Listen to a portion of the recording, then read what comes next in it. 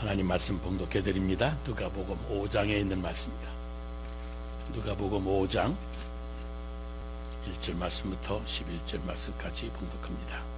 무리가 몰려와서 하나님의 말씀을 들을새 예수는 게네사렛 호숫가에 서서 호숫가에 배 두 척이 있는 것을 보시니 어부들은 배에서 나와서 그 물을 씻는지라. 예수께서 한 배에 오르시니 그 배는 시몬의 배라. 육지에서 조금 떼기를 청하시고 앉으사 배에서 무리를 가르치시더니 말씀을 마치시고 시몬에게 이르시되 깊은 데로 가서 그물을 내려 고기를 잡으라. 시몬이 대답하여 이르되 선생님, 우리들이 범이 새도록 수고하였으되 잡은 것이 없지만은 말씀에 의지하여 내가 그물을 내리리이다 하고 그렇게 하니 고기를 잡은 것이 심히 많아 그물이 찢어지는지라. 이에 다른 배에 있는 동무들에게 손짓하여 와서 도와달라 하니 그들이 와서 두 배의 채움에 잠기게 되었더라. 시몬 베드로가 이를 보고 예수의 무릎 아래에 엎드려 이르되 주여, 나를 떠나소서, 나는 죄인이로소이다 하니 이는 자기 및 자기와 함께 있는 모든 사람이 고기 잡힌 것으로 말미암아 놀라고 세베대의 아들로서 시몬의 동업자인 야고보와 요한도 놀랐습니다. 예수께서 시몬에게 이르시되 무서워 말라. 취하리 나시니 그들이 배들을 육지에 대고 모든 것을 버려두고 예수를 따르니라. 아멘. 미국 사람들은 다음 두 마디 말을 잘해야 인격자라고 한답니다. 하나는 땡큐입니다. 여러분, 하루에 고맙다는 말을 몇 마디나 하고 사십니까? 작은 일이나 큰 일이나 중심에서부터 고맙습니다, 감사합니다, 그 감사, 이 땡큐라고 하는 말을 잘 할 수 있어야 그게 바로 인격자라고 하는 말입니다. 다른 하나는 I'm sorry, 죄송합니다, 미안합니다 라고 하는 말입니다. 그런데 우리는 유교 문화를 배경으로 살아왔기 때문에 아주 잘못 생각하는 것이 많이 있습니다. 우선 고맙다고 하면 자기 인격이 내려가는 줄로 압니다. 내가 잘못했습니다 그러면 아주 우리 가문이 무너지는 것으로 생각을 합니다. 그래서 죽을 때까지 I'm sorry 한 번도 못 해보고 죽는 사람도 있습니다. 참으로 낮은 수준의 인격을 벗어나지 못하는 사람들이 많습니다. 여러분, 우리는 고맙습니다, 그리고 미안합니다, 잘못했습니다, 그건 제 잘못입니다 라고 마음에서부터 진실하게 고백하면서 인생을 살아야 됩니다. 우리 예수님께서 복음을 전하실 때 제일 첫 번 말씀이 회개하라, 천국이 가까웠느니라 라고 말씀하셨습니다. 그런데 여기 회개하라고 하는 말씀을 심리학적인 언어로 표현을 하면 하나님, 내가 잘못했습니다 라고 하는 말씀입니다. 여러분, 그렇지 않습니까? 내 인격이 높이 세울 수 있는 것도, 내 인격을 높이 세울 수 있는 것도 바로 이 회개요. 하나님을 기쁘시게 할 수 있는 것도 바로 회개에 있습니다. 죄인을 향한 하나님의 뜻을 움직일 수 있는 것도 오직 회개뿐입니다. 저는 1985년도에 캘리포니아에 와서 공부를 시작했는데 한 번은 고급 식당이라고 하는 곳에 공부하던 백인 학생의 초대를 받아서 함께 가본 적이 있습니다. 아주 굉장히 큰 식당인데 찬란한 샹들리에 은은하게 불을 켜놓고 식당 한가운데 조그마한 촛불을 하나 빨간 유리가스로 씌워놓은 것을 보았습니다. 그리고 그 촛불도 꺼질 듯 말 듯 해놓고는 둘러 앉아서 식사를 하는데 처음에는 도대체 어디에 무엇이 있는지 잘 보이지도 않았습니다. 그래 처음 공부하러 온 학생 입장인데 제가 못 물어볼 것도 없지 않겠습니까? 거기 나이 많은 웨이터가 나오길래 웨이터 would you please tell me, 그리고서는 이렇게 깜깜하게 해놓고 뭘 먹으라고 하는 거냐고 물어보았더니 그분이 싱글싱글 웃으면서 아주 귀한 진리를 말해 주었습니다. 그분이 그럽니다. 음식은 미인과 함께 먹어야 맛이 있는 법이라고 그러면서 맞은편 앉은 사람이 미인이 아닌 여자가 없고 미남이 아닌 남자가 없도록 보이게 하려고 이 식탁을 어둡게 했다고 하는 말입니다. 그래서 불빛에 불구스레한 형상만 보이도록 한 것이라고 하는 겁니다. 여러분, 방 안에 불을 너무 밝게 켜지 마세요. 어둡고 불구스레하게 이렇게 해놔야 그 주름살도 잘 안 보이고 예쁘게만 보인다는 겁니다. 어두운 데서 비춰보아야 다 예쁘게 보인다고 하는 말입니다. 여러분, 사실 여자분들이 화장을 하지만 그 화장이라고 하는 건 원래 위장술 아니겠습니까? 그 어두운 데서나 통하는 위장술입니다.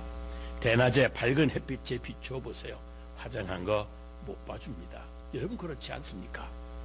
그러므로 여러분, 우리가 이렇게 혼탁한 세상에서 이 어두운 죄악 중에서 사니까 내가 깨끗하고 좀 더 잘났고 뭐 다 그럴듯하게 보이지만 하나님의 그 밝은 심판대, 그 밝은 빛 가운데 비추어 그 모든 것이 다 노출이 돼서 드러나게 되면 부끄러워서 고개를 들 수가 없을 것입니다.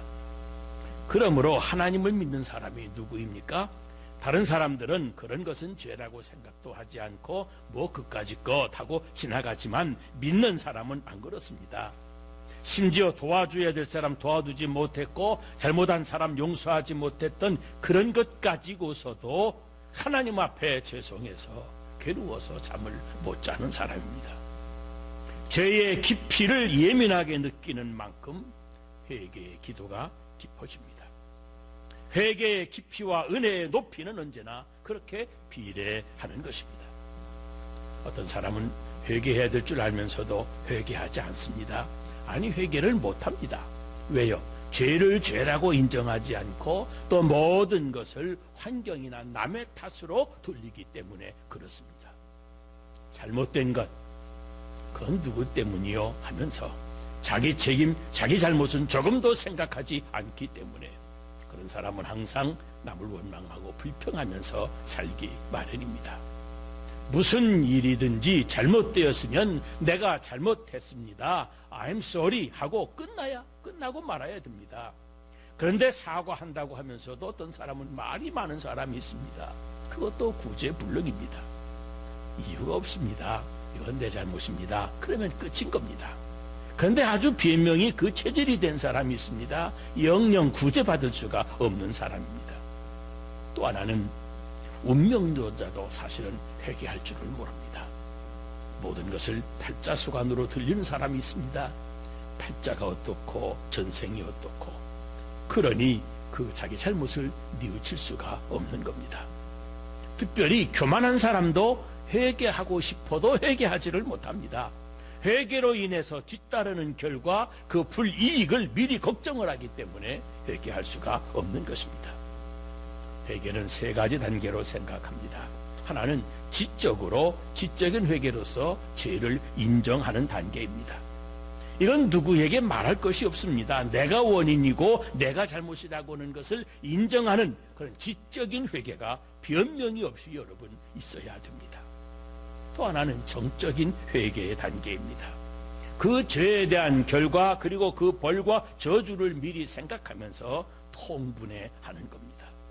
이런 일이 있을 수가 없는데 어떻게 내가 이 가슴 아파하는 고통이 있어야 되는 겁니다.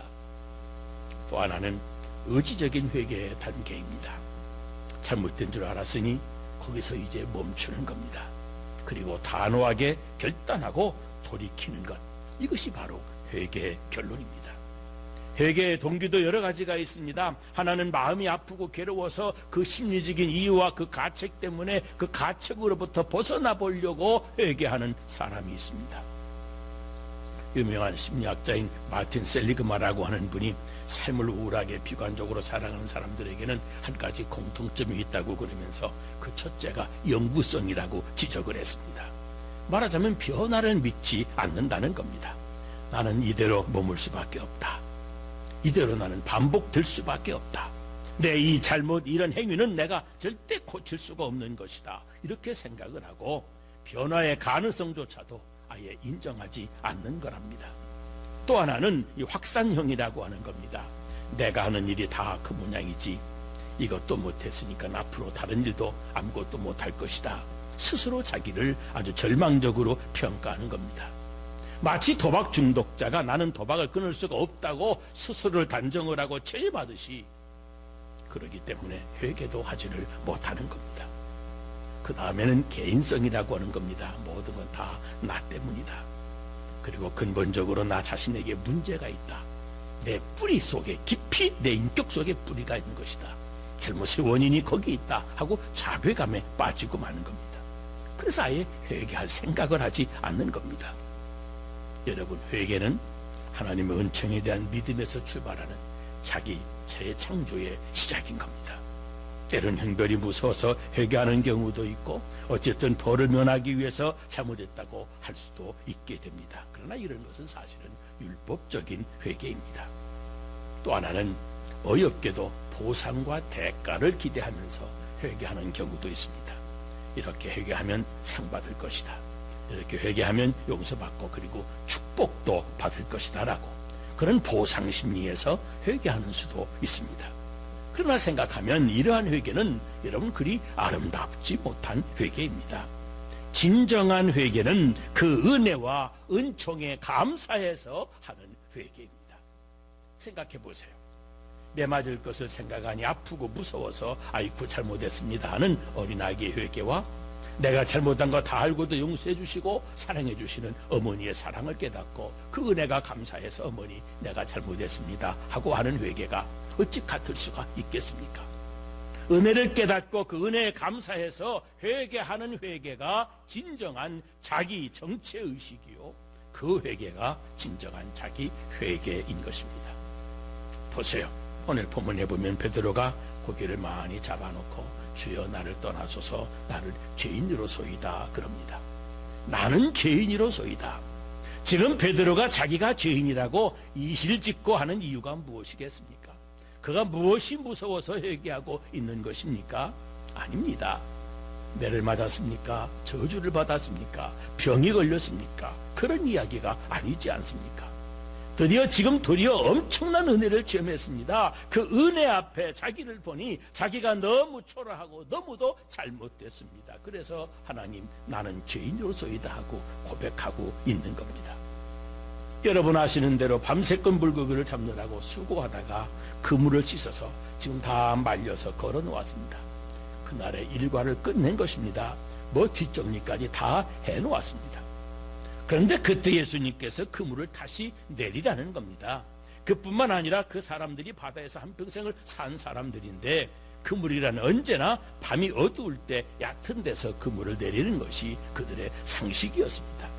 그런데 지금 깊은 데 그물을 내리라고 하니 이거는 전혀 말도 안 되는 말씀인 겁니다. 특별히 예수님은 목수의 아들입니다. 목수의 아들인 예수님이 한평생을 물에서 산 베드로 어부에게 깊은 데로 가서 그물을 내리라고 말씀하시는 겁니다. 고기 잡는 일에 훈수를 두신 겁니다. 말도 안 되는 훈수인 겁니다. 물론 베드로의 생각은 확실했습니다. 이거는 소용없는 짓이다. 못 잡을 것 뻔하다.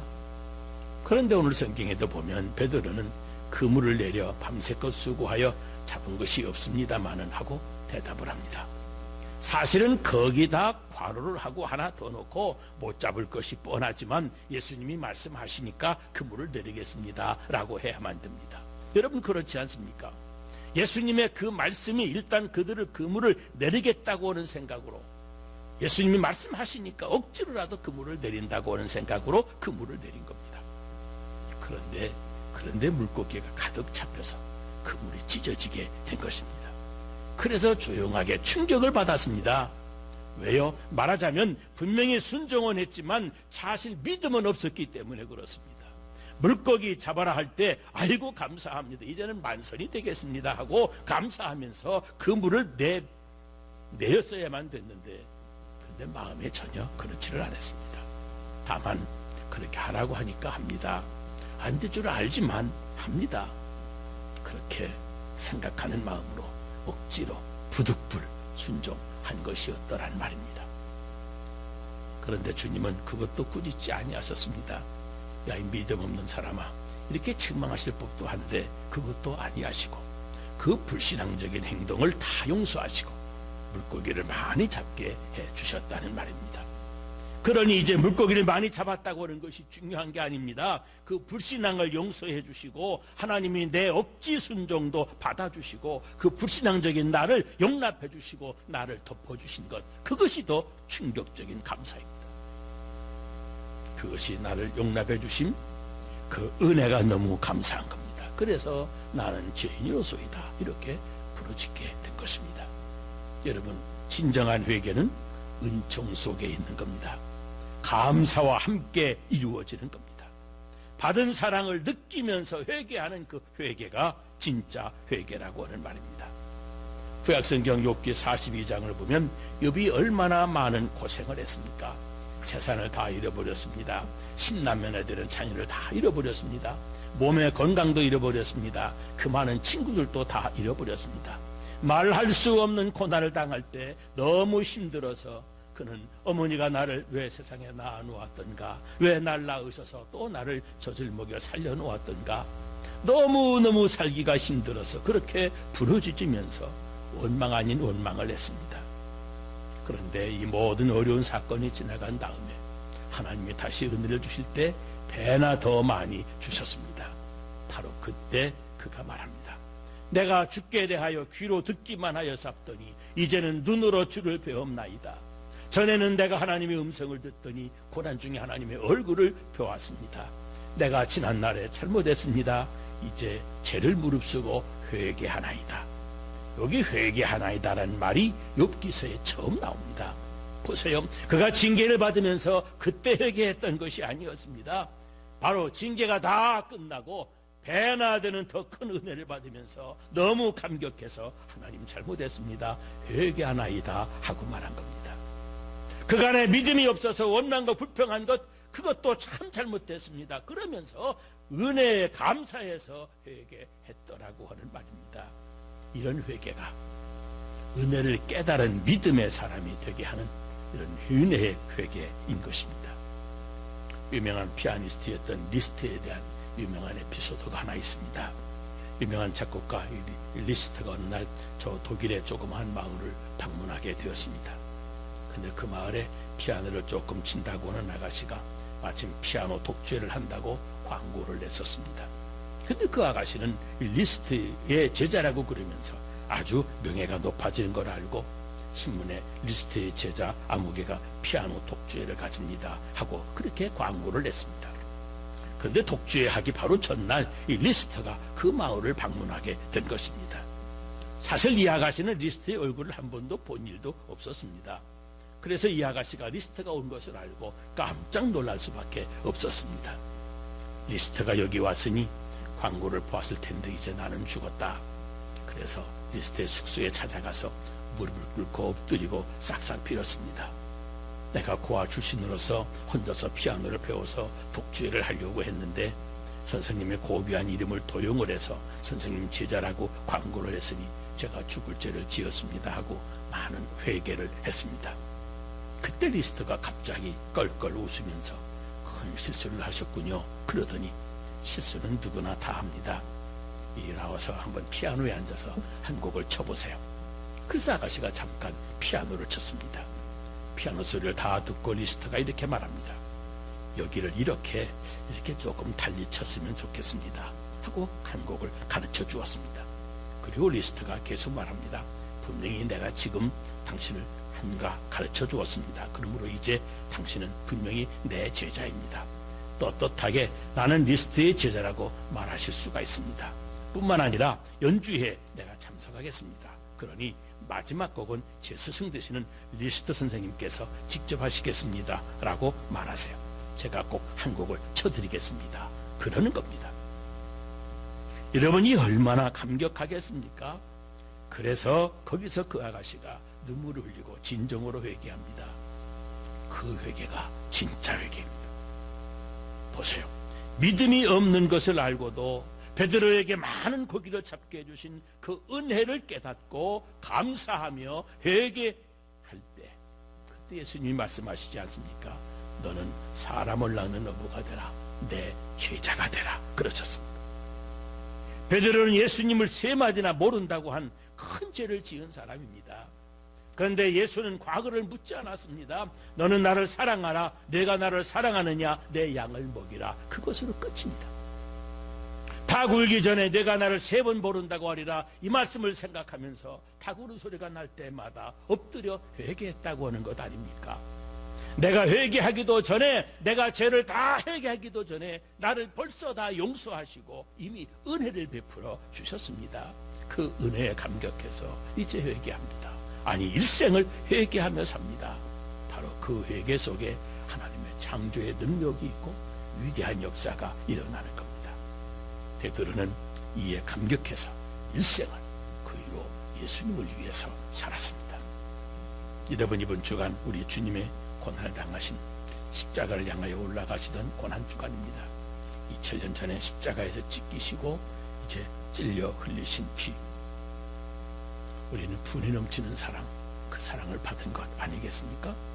우리가 범죄하기도 전에, 아니 죄인으로 세상에 태어나기도 전에 이미 그 모든 죄값을 다 지불해 주시려고 골고다에서 이미 십자가에 흘려주신 피인 겁니다. 바로 그 은혜를 감사함으로 기도하는 이 고난주간 되시기를, 그리고 그 감사에서 터져나오는 베드로의 회개가 새로운 결단으로 십자가를 바라보면서 십자가의 고난에 동참하는 여러분들이 다 되시기를 주의 이름으로 축원합니다. 기도하겠습니다.